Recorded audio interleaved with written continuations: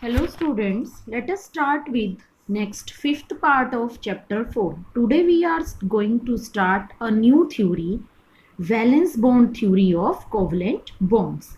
This theory was put forward by Hitler and London.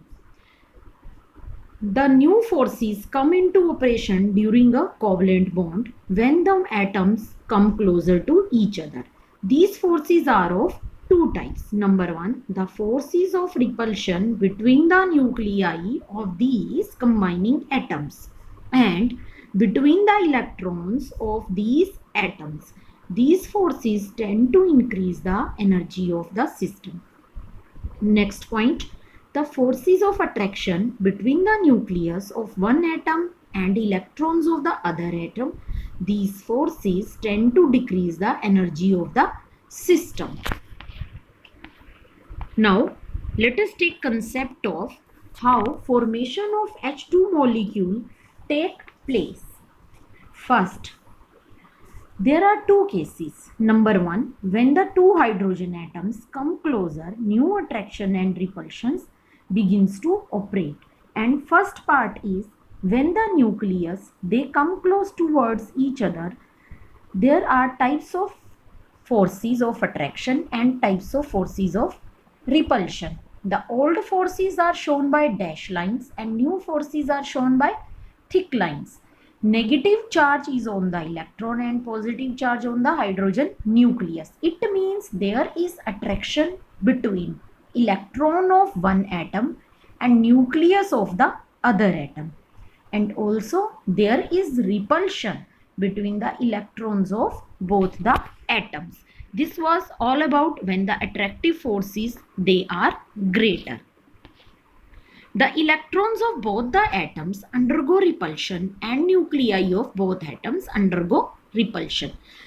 Attractive forces when become dominant, bond formation take place and system acquires minimum energy. The hydrogen molecule is more stable than that of isolated hydrogen atom. The energy so released is called as bond enthalpy.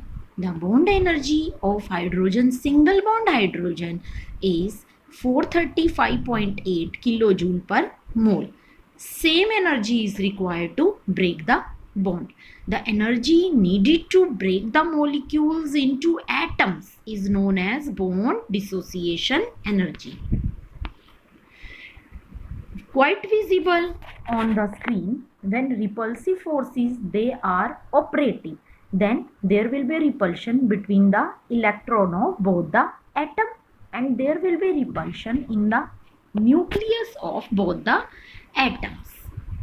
Now starting with the next topic of the chapter, orbital overlap concept. What is the orbital overlap concept?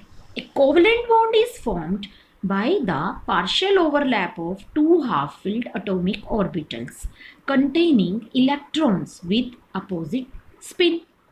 The partial overlap means that a part of the electron cloud of each of the two half-filled atomic orbitals becomes common.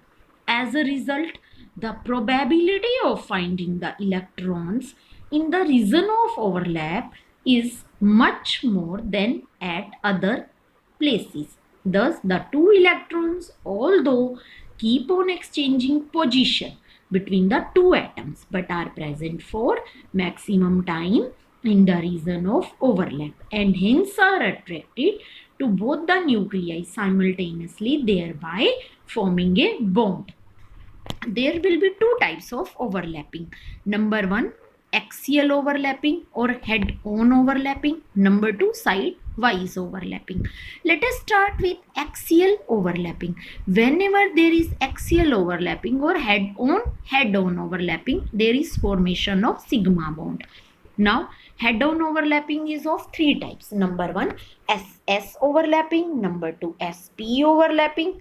And third is PP overlapping. Let us start with the first, SS overlapping. As you know that S orbital is in form of a sphere, hard sphere like a ball. It means the overlapping will be between two balls. Then it is SS overlapping, quite shown on the screen. Now sp overlapping. As s orbital is like a ball and p orbital is like a dumbbell, then overlapping between the ball and one lobe on either, on any of the side of the p orbital, that is called as p overlapping.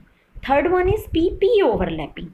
As you have to show the overlapping between two dumbbells, then the dumbbell will combine with their lobe to lobe side, means head on head side, that is called pp orbitals.